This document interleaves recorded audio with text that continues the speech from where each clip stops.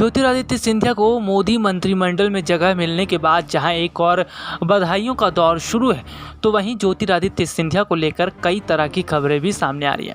ऐसे में ज्योतिरादित्य सिंधिया की संपत्ति को लेकर बड़ी खबर सामने आई है। सिंधिया घराने की समृद्धि और विलासिता का अंदाजा ग्वालियर स्थित जयविलास पैलेस की भव्यता से चलता है। 4000 करोड़ की अनुमानित कीमत वाले इस महल में 400 कमरे हैं। नई दिल्ली स्थित राष्ट्रपति भवन में कुल 340 कमरे हैं। जयविलास पैलेस का निर्माण 1874 में शुरू हुआ था। तब जयाजीराव सिंधिया महाराज हुआ करते थे। महल का डिज़ाइन ब्रिटेन के सर माइकल फिलॉस ने तैयार किया था।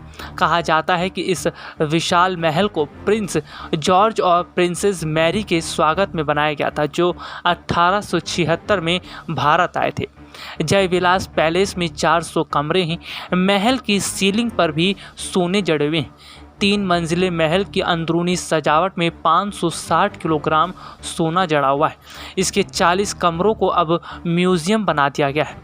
म्यूज़ियम में ऐसी कई चीज़ें रखी हैं सिंधिया राजवंश की समृद्धि को दर्शाती है। साथ ही ये ऐतिहासिक रूप से भी महत्वपूर्ण है। इनमें चांदी की बग्गी, झांसी की रानी की छतरी, मुगल बादशाह औरंगजेब और शाह आलम के ज़माने की तलवारें और विंटेज कार शामिल है।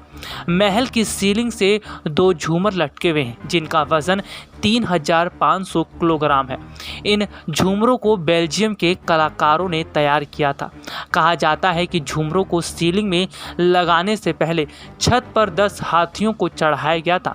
ऐसा यह पता लगाने के लिए किया गया था कि छत इतना वजन सहने लायक है या नहीं। करीब 1 सप्ताह तक जांच की प्रक्रिया के बाद झूमर को लगाया गया था। SPN 9 न्यूज़ रूम की रिपोर्ट।